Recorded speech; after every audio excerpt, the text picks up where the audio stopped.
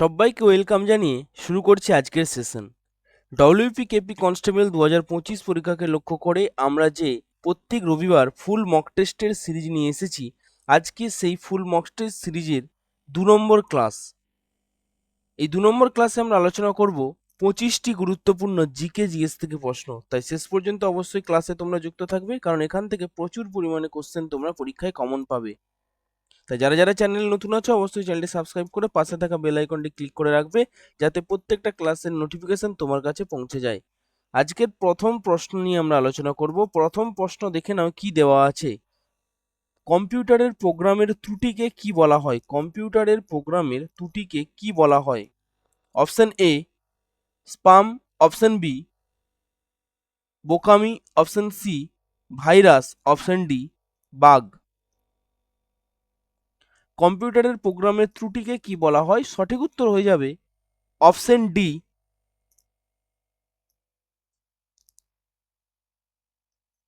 Bug. একটু details আলোচনা করে নিই। যখন প্রোগ্রাম লিখতে গিয়ে কোনো ভুল থাকে, যেমন কোনো নির্দেশনা ঠিকমতো কাজ না করা, ভুল আউটপুট দেওয়া, হঠাৎ বন্ধ হয়ে যাওয়া, তখন সেটাকে বাগ বলে। বাগ মানে হলো একটি ত্রুটি বা ত্রুটিজনিত সমস্যা। উদাহরণ হিসেবে আমরা ধরে নিতে পারি, ধরো যদি আমরা লিখি 5/0, তাহলে প্রোগ্রাম 0 ডিভিশন এরর দেখাবে, কারণ কোনো নাম্বারকে 0 দিয়ে আমরা ডিভাইড করতে পারি না। এটাও এক ধরনের বাগ। মনে রাখবে, প্রোগ্রামের ত্রুটি ধরার প্রক্রিয়াকে বলা হয় আবার ডিবাগিং। যে ত্রুটিটা সেটাকে বলা হয় বাগ, এবং ত্রুটি ধরার প্রক্রিয়াকে বলা হয় ডিবাগিং। ক্লিয়ার? পরবর্তী প্রশ্ন, 2 নম্বর প্রশ্ন, মহাত্মা গান্ধীর অসহযোগ আন্দোলনের মুখ্য প্রতীক কি ছিল? অপশন এ গান্ধীজির চশমা, অপশন বি গান্ধীজির চরকা, অপশন সি গান্ধীজির ছড়ি, অপশন ডি গান্ধীজির টুপি। মহাত্মা গান্ধীর অসহযোগ আন্দোলনের মুখ্য প্রতীক কি ছিল? সঠিক উত্তর হবে অপশন বি গান্ধীজির চরকা। একটু ডিটেলস দেখে নিই। গান্ধীজি চেয়েছিলেন ভারতবাসী যেমন বিদেশি কাপড় ব্যবহার না করে নিজেরা চরকা বা চাকা দিয়ে সুতো কেটে কাপড় তৈরি করে। এইটি ছিল স্বদেশী ও আত্মনির্ভরতার প্রতীক। চরকার মাধ্যমে মানুষকে তিনি বোঝাতে চেয়েছিলেন, নিজের কাজ নিজে করো, বিদেশি জিনিস বর্জন করো। দারুণ একটি ট্যাগলাইন গান্ধীজি দিয়েছিলেন, নিজের কাজ নিজে করো, বিদেশি জিনিস বর্জন করো। তাই চরকা অসহযোগ আন্দোলনের প্রতীক হিসেবে পরিচিত। ক্লিয়ার?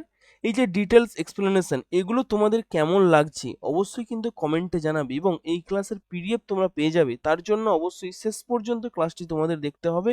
শেষে গিয়ে আমি বলে দেব এই ক্লাসের পিডিএফ তোমরা কোথায় পাবে। 3 নম্বর প্রশ্ন দেখে নাও। ব্যাঙের ছাতা কোন শ্রেণীর উদ্ভিদ? Option A bryophyta, option B ছত্রাক, অপশন সি শৈবাল, অপশন ডি কোনোটিই নয়। ব্যাঙের ছাতা কোন শ্রেণীর উদ্ভিদ? সঠিক উত্তর হয়ে যাবে অপশন বি ছত্রাক। একটু ডিটেলস দেখে নিই। ব্যাঙের ছাতা আসলে এক ধরনের ছত্রাক বা ফাঙ্গাস। ছত্রাক হলো এমন জীব যাদের ক্লোরোফিল নেই, তাই তারা নিজেরা খাবার তৈরি করতে পারে না। তারা পরজীবী বা অপঘটক বা ডিকম্পোজার হিসেবে অন্য জীবের মৃতদেহ বা পচা বস্তু থেকে পুষ্টি নেয়, যেমন মাশরুম, ইস্ট, ছাঁচ ইত্যাদি। ক্লিয়ার? পরবর্তী প্রশ্ন, ভারতীয় গণতন্ত্রের পদ্ধতিটি হল অপশন এ বহুদলীয় ও সংসদীয়, অপশন বি দ্বিদলীয় ও সংসদীয়, অপশন সি রাষ্ট্রপতির প্রধান, অপশন ডি ওপরের কোনোটিই নয়। তোমাদের উদ্দেশ্যে বলে রাখি, এই ডব্লিউপি কনস্টেবল ক্লাসের পাশাপাশি আমাদের গ্রুপ সিডি অর্থাৎ স্কুল সার্ভিস কমিশনের যে গ্রুপ সিডি পরীক্ষা হতে চলেছে, তারও ক্লাস নিয়মিত আমাদের চ্যানেলে হয়, এবং আপার প্রাইমারি ক্লাসও আমাদের চ্যানেলে হয়।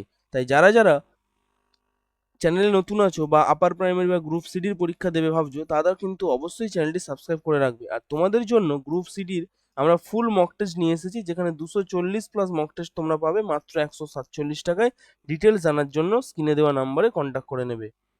ভারতীয় গণতন্ত্রের পদ্ধতিটি কি? সঠিক উত্তর অপশন এ বহুদলীয় ও সংসদীয়। একটু ডিটেলস দেখে নিই।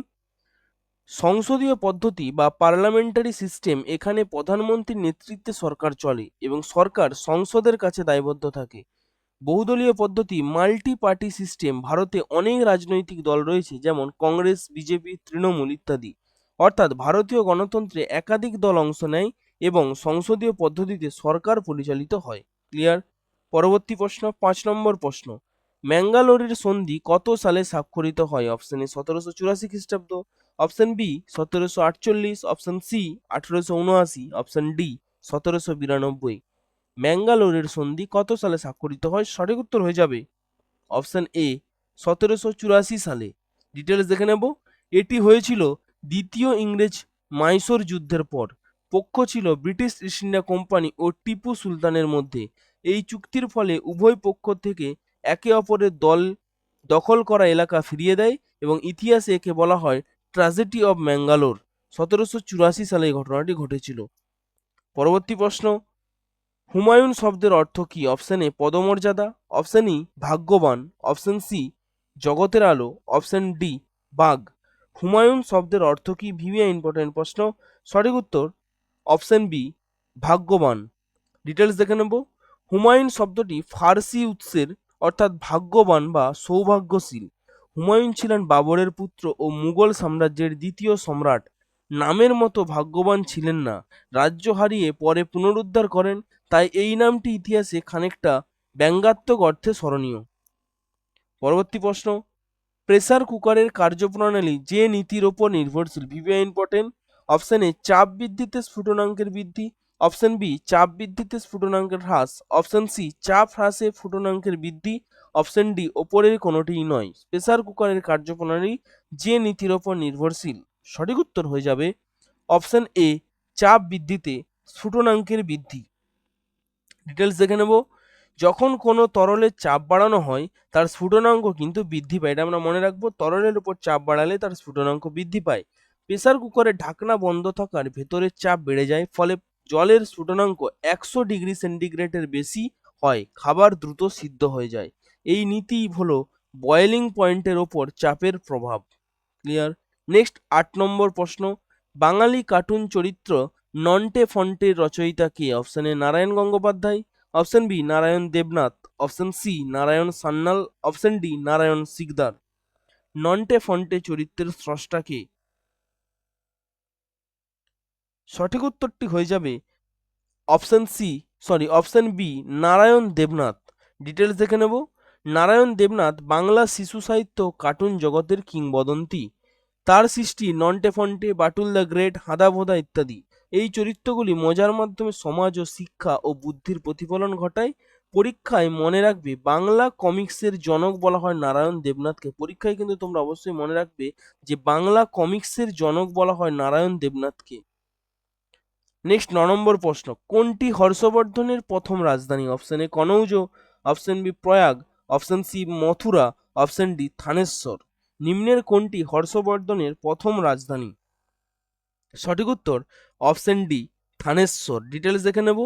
হর্ষবর্ধন ছিলেন বর্ধন বংশের রাজা। তার প্রথম রাজধানী ছিল থানেশ্বর, বর্তমানে সেটা হরিয়ানায় অবস্থিত।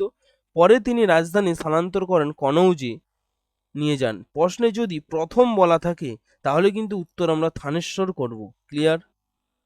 পরবর্তী প্রশ্ন, কবির সম্মান কোন ক্ষেত্রে দেওয়া হয়? অপশন এ সাম্প্রদায়িক সম্প্রীতি, অপশন বি বিজ্ঞানের জনপ্রিয়তা, অপশন সি হিন্দি সাহিত্য, অপশন ডি সমাজ সেবা।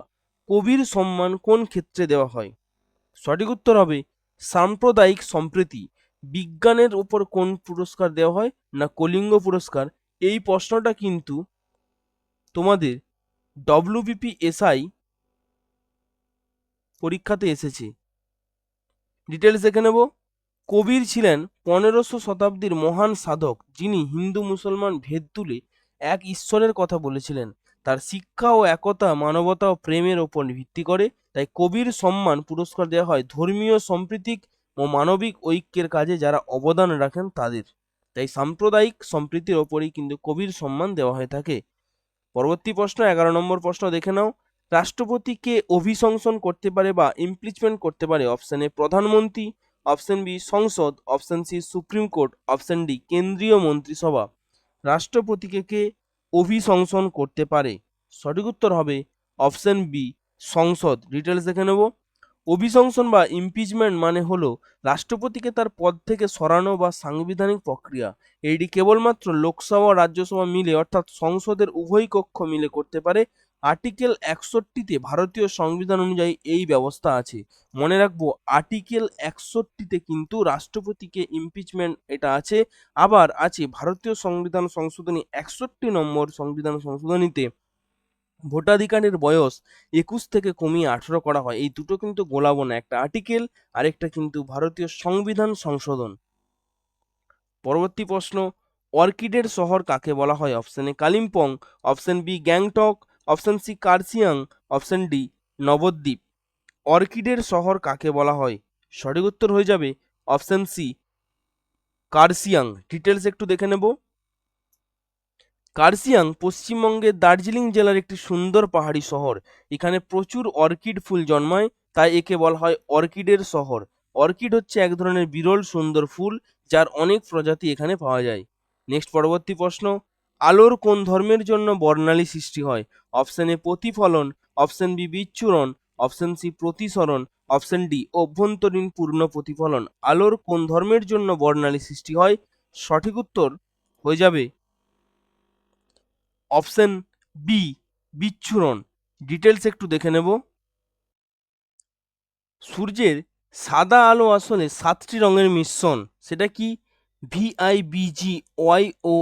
একটু ফুল ফর্মগুলো দেখে নিই। ভি ফর ভায়োলেট মানে বেগুনি, ভি ফর ভায়োলেট।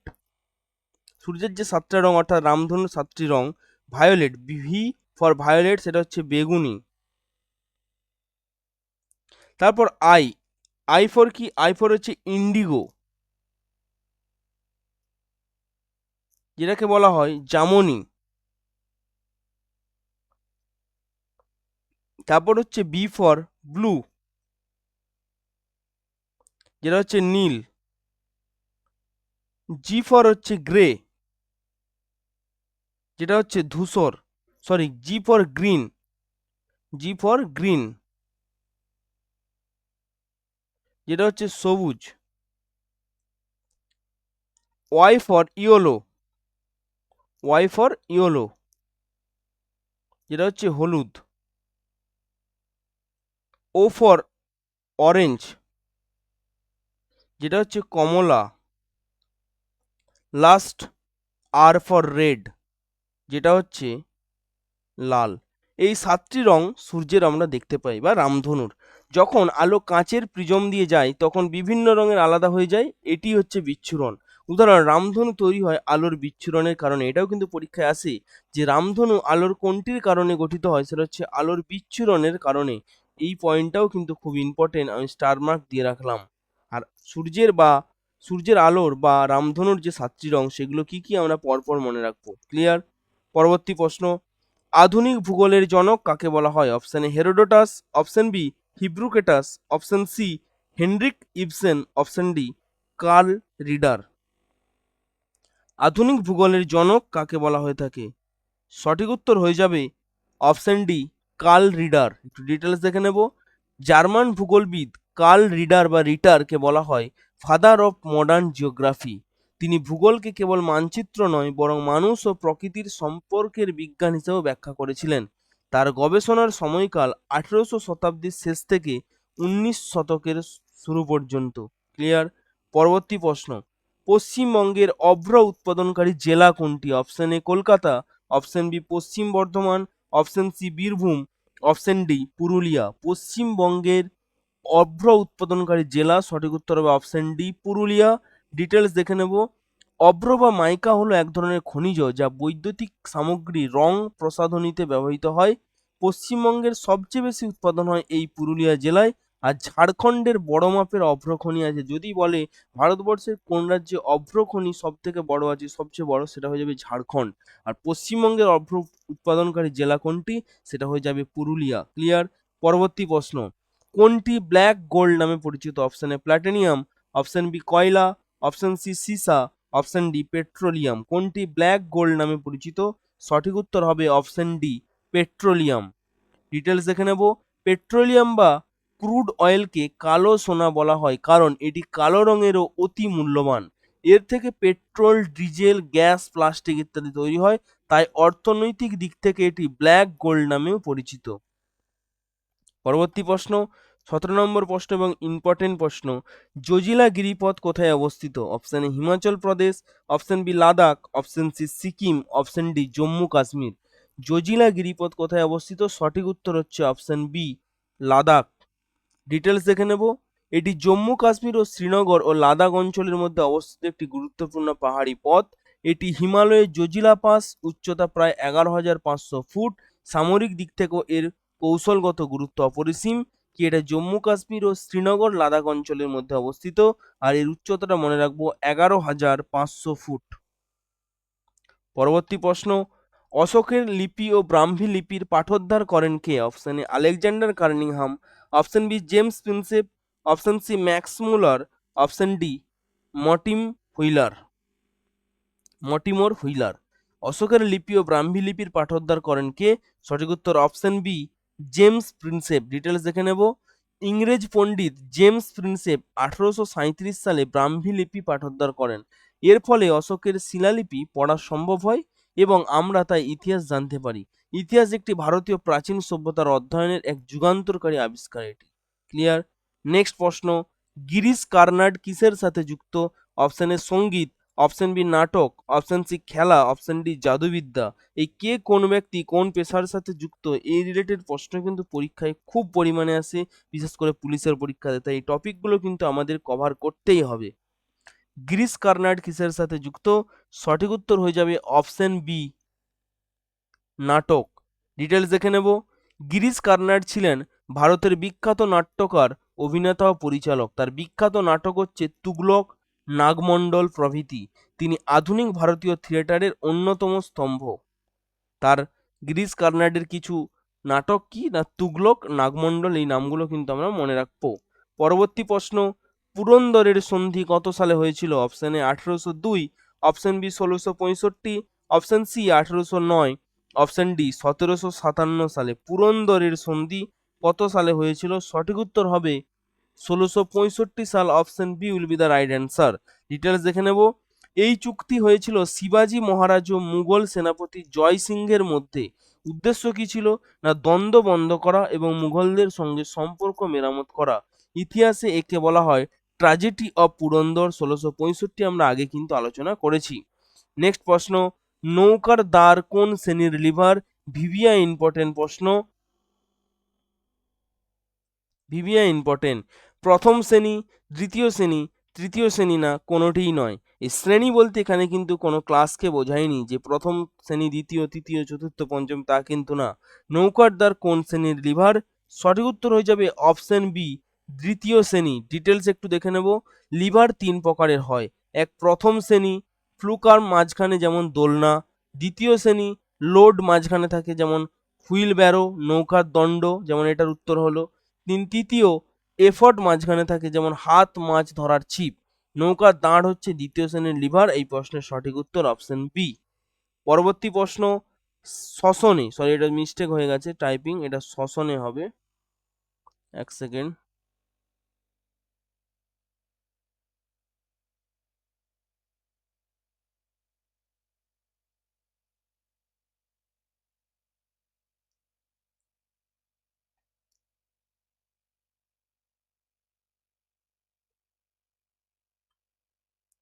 চলো, শ্বসনে কত অণু এটিপি উৎপন্ন হয়? অপশন এ 12 অণু, অপশন বি 38 অণু, অপশন সি 32 অণু, অপশন ডি 48 অণু। শ্বসনে কত অণু এটিপি উৎপন্ন হয়? সঠিক উত্তর হবে অপশন বি 38 অণু। ডিটেলস দেখে নেব। গ্লুকোজ ভাঙার মাধ্যমে কোষে শক্তি তৈরি হয়। এক অণু গ্লুকোজ সম্পূর্ণ জারণে 38 অণু এটিপি তৈরি হয়, যা ক্লাসিক হিসেব অনুযায়ী করা হয়েছে এটা। এই প্রক্রিয়াকে বলা হয় সেলার রেসপিরেশন। সেলুলার রেসপিরেশন বলা হয় এই শ্বসন এটিপি উৎপন্ন হওয়াকে। পরবর্তী প্রশ্ন, 23 নম্বর প্রশ্ন, প্রশান্ত চন্দ্র মহলানবিশের নাম জড়িত আছে অপশন এ প্রথম পঞ্চবার্ষিক পরিকল্পনার সাথে, অপশন বি দ্বিতীয় পঞ্চবার্ষিক পরিকল্পনার সাথে, অপশন সি তৃতীয় পঞ্চবার্ষিক পরিকল্পনার সাথে, অপশন ডি চতুর্থ পঞ্চবার্ষিকী পরিকল্পনার সাথে। এই পঞ্চবার্ষিকী পরিকল্পনাটা খুবই গুরুত্বপূর্ণ পরীক্ষার জন্য। যে কোনো পরীক্ষা, সেটা ডব্লিউপি কেপি হোক বা গ্রুপ সি গ্রুপ ডি বা রেল বলো, সেন্ট্রালের যে কোনো পরীক্ষার জন্য কিন্তু এই 5 ইয়ার্স প্ল্যান খুবই গুরুত্বপূর্ণ। এই ডিটেলস ক্লাস, অর্থাৎ প্রত্যেকটা পঞ্চবার্ষিকী পরিকল্পনা আমার ডিটেলস ক্লাস প্লে লিস্টে দেওয়া আছে, আমি ডিসক্রিপশন বক্সে লিঙ্ক দিয়ে দেবো। তোমরা চাইলে কিন্তু ওইগুলো দেখে নিতে পারো। ওইগুলো যদি তোমরা দেখে নাও তাহলে এই চ্যাপ্টার তোমার ফুল কমপ্লিট হয়ে যাবে, পরীক্ষায় যা যা কোশ্চেন আসে। প্রশান্ত চন্দ্র মহলানবিশের নাম জড়িত, সঠিক উত্তর দ্বিতীয় পঞ্চবার্ষিকী পরিকল্পনার সাথে। ডিটেলস দেখে নেব। মহলানবিশ ছিলেন বিখ্যাত পরিসংখ্যানবিদ। দ্বিতীয় পঞ্চবার্ষিকী পরিকল্পনার মূল ভিত্তি ছিল heavy industry and statistic based planning, যা তার নামে মহলানবিশ মডেল নামে পরিচিত। ভারতীয় অর্থনীতির পরিকল্পনামূলক যুগ শুরু হয়েছিল তার নেতৃত্বে। এখান থেকে একটি প্রশ্ন তোমাদের জন্য থাকবে, দ্বিতীয় পঞ্চবার্ষিকী পরিকল্পনা কত সালে হয়েছিল? কত সাল থেকে কত সাল, সেটার উত্তর তোমরা কমেন্টে জানাবে। এই কমেন্টে যদি এটার উত্তর দাও তাহলে জানবো তোমরা ক্লাসগুলো শেষ পর্যন্ত দেখছো। নেক্সট 24 নম্বর প্রশ্ন, ফল সংক্রান্ত বিদ্যাকে কি বলে? Option A pomology, option C petrology, option C anthology, option D spermology. ফল সংক্রান্ত বিদ্যাকে কি বলা হয়? সঠিক উত্তর হবে অপশন এ পোমোলজি। এই টপিকটি কিন্তু খুবই গুরুত্বপূর্ণ, কারণ এখান থেকে ডব্লিউপি এসআই পরীক্ষাতে কিন্তু একটি প্রশ্ন এসেছিল, বীজ সংক্রান্ত বিদ্যাকে কি বলা হয়। এই প্রশ্নটা কিন্তু পরীক্ষাতে এসেছিল। ডিটেলস দেখে নেব। পোমোলজি হলো উদ্ভিদ বিজ্ঞানের একটি শাখা, যেখানে ফল চাষ, প্রজনন ও সংরক্ষণ নিয়ে অধ্যয়ন করা হয়। উদাহরণ আপেল, কলা, আম ইত্যাদি উৎপাদনে পোমোলজিস্ট কাজ করেন। যারা এই কাজগুলো করেন তাদের বলা হয় পোমোলজিস্ট, এবং যে বিদ্যা অর্জন করা সেটাকে বলা হয় পোমোলজি। নেক্সট এবং আজকের অন্তিম প্রশ্ন, আইসিসি এর হেডকোয়ার্টার কোথায় অবস্থিত? Option A Dubai, option B Zurich, option C Lausanne, option D Australia. ICC এর হেডকোয়ার্টার কোথায় অবস্থিত? সঠিক উত্তর অপশন এ দুবাই। ডিটেলস দেখে নেব। আইসিসি মানে ইন্টারন্যাশনাল ক্রিকেট কাউন্সিল। এর সদর দপ্তর দুবাই, সংযুক্ত আরব আমিরাতে অবস্থিত। এটি আন্তর্জাতিক ক্রিকেটের শাসন সংস্থা, যারা বিশ্বকাপ, স্টেট ও র্যাঙ্কিং পরিচালনা করেন। এই ছিল আজকের ক্লাসের গুরুত্বপূর্ণ 25টি প্রশ্ন, যেগুলো তোমাদের আপকামিং যে ডব্লিউবি পরীক্ষা 30শে নভেম্বর হতে চলেছে বা কেপি কনস্টেবলের পরীক্ষা হতে চলেছে, তার জন্য কিন্তু খুবই গুরুত্বপূর্ণ। তাই ক্লাসটি তোমরা ভালোভাবে দেখবে এবং খাতায় নোট ডাউন করবে। আর এই ক্লাসের পিডিএফ তো তোমরা পেয়ে যাবে, আমি বলে দিচ্ছি এই পিডিএফটা তোমরা কোথায় পাবে। তার আগে একটু বলে দিই, এই ক্লাসের পাশাপাশি আমাদের চ্যানেলে ডব্লিউবিএসএসসি অর্থাৎ স্কুল সার্ভিস কমিশনের গ্রুপ সি গ্রুপ ডির পরীক্ষার জন্য প্রিপারেশন চলছে। তার জন্য আমাদের ওখান থেকে আছে কিছু মক টেস্ট, যেখানে আমরা 240+ মক টেস্ট তোমাদের জন্য নিয়ে এসেছি মাত্র 147 টাকায়। অরিজিনাল প্রাইস 179, ডিসকাউন্ট দিয়ে 147। তার জন্য অবশ্যই স্ক্রিনে দেওয়া নাম্বারে তোমরা কন্ট্যাক্ট করে নেবে, বা ডেসক্রিপশন বক্সে আমাদের অ্যাপের লিঙ্ক দেওয়া আছে, জ্ঞান মুকুট, GYANMUKUT। প্লে স্টোরে গিয়ে সার্চ করলে তোমরা কিন্তু ওই অ্যাপটা ওখান থেকে ইনস্টল করে নিতে পারবে সহজেই। আর এখানে ফ্রি মক টেস্ট অনেক দেওয়া আছে, তোমরা চাইলে ওগুলো দিয়ে কন্টেন্ট ভালো লাগলে তারপরেই তোমরা পারচেস করবে। এখানে আমরা দিয়েছি গ্রুপ সির 30টি ফুল মক টেস্ট এবং গ্রুপ ডি 30টি ফুল মক টেস্ট, যেটা কিন্তু তোমরা সারা ওয়েস্ট বেঙ্গলও এত কম টাকায় পাবে না। আর চলছে আমাদের আপার প্রাইমারি ক্লাস। যারা আপার প্রাইমারি পরীক্ষা দিতে চলেছো, খুব শীঘ্রই নোটিফিকেশন আসতে চলেছে, তার প্রিপারেশন কিন্তু তোমাদের এখন থেকে স্টার্ট করতে হবে। তাই আমরা অলরেডি স্টার্ট করে দিয়েছি, তোমরা সেটাও কিন্তু আমাদের চ্যানেল থেকে ক্লাসগুলো করতে পারো নিয়মিত। প্রত্যেকদিন সকালে আপার প্রাইমারি সকাল 8টায় ক্লাস হয়। আর জানিয়ে রাখি, তোমরা এই ক্লাসের পিডিএফ পেয়ে যাবে আমাদের অফিসিয়াল টেলিগ্রাম চ্যানেল স্ট্যাটিক গুরুকুলে। তার জন্য অবশ্যই তোমাদের ডেসক্রিপশন বক্সে লিঙ্ক দেওয়া আছে, ওখান থেকে স্ট্যাটিক গুরুকুল চ্যানেলে জয়েন হয়ে যাবে, বা তোমরা টেলিগ্রামে গিয়ে সার্চ করতে পারো স্ট্যাটিক গুরুকুল, সেখানে গিয়েও তোমরা যুক্ত হয়ে যাবে। এখানে কি পাবে না, ফ্রি ক্লাসের পিডিএফ গুলো পাবে, ফ্রি বিষয়ভিত্তিক মক টেস্ট পাবে, এবং ফ্রি সাপ্তাহিক কারেন্ট অ্যাফেয়ার্স তোমরা এখান থেকে পেয়ে যাবে। তার জন্য অবশ্যই তোমাদের কিন্তু আমাদের এই চ্যানেল স্ট্যাটিক গুরুকুল সাবস্ক্রাইব করে নিতে হবে এবং পাশে থাকা এই বেল আইকনটি ক্লিক করে নেবে, কারণ যদি তোমরা ক্লিক করে নাও তাহলে এই ক্লাসের নোটিফিকেশনগুলো তোমাদের কাছে কিন্তু প্রথমেই পৌঁছে যাবে। আর প্রত্যেক রবিবার আমাদের এই ডব্লিউপি কনস্টেবল, কেপিএস কনস্টেবলের পরীক্ষার সাজেশন বা প্র্যাকটিস ক্লাস আমরা নিয়ে এসেছি। প্রত্যেক রবিবার ফুল মক টেস্ট 85টি করে প্রশ্ন আলোচনা করছি। সকাল 8টায় থাকছে আমাদের জিকের ক্লাস, যেখানে আমরা 25টি প্রশ্ন আলোচনা করছি। দুপুর 12টায় থাকছে রিজনিং এর ক্লাস, যেখানে আমরা 25টি প্রশ্ন আলোচনা করছি। বিকেল 4টায় থাকছে ম্যাথের ক্লাস, যেখানে আমরা ডিটেলস 25টি প্রশ্ন আলোচনা করছি, এবং সন্ধ্যা 8টায় থাকছে আমাদের ইংলিশের ক্লাস, যেখানে 10টি প্রশ্ন নিয়ে আমরা বিস্তারিত আলোচনা করছি। এই ক্লাসগুলো কিন্তু তোমাদের প্রত্যেকটি পরীক্ষার জন্য ইম্পর্টেন্ট, সাথে সাথে ডব্লিউপি কনস্টেবল তো আছেই।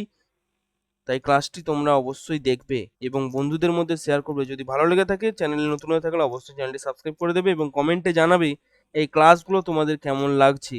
তোমাদের যদি ফিডব্যাক আমরা পাই, তাহলে কিন্তু আমরা মোটিভেট হব এবং আরো ভালো ভালো ক্লাস তোমাদের সামনে নিয়ে আসবো। এই ক্লাসে আমরা ডিটেলস যে এক্সপ্লেনেশন দিয়েছি, এগুলো তোমাদের কেমন লেগেছে অবশ্যই কমেন্টে জানাতে ভুলবে না। এই বলে আজকের ক্লাস শেষ করছি। পরবর্তী ক্লাস দুপুর 12টায় রিজনিং এর, দেখতে ভুলবে না কিন্তু। Thank you.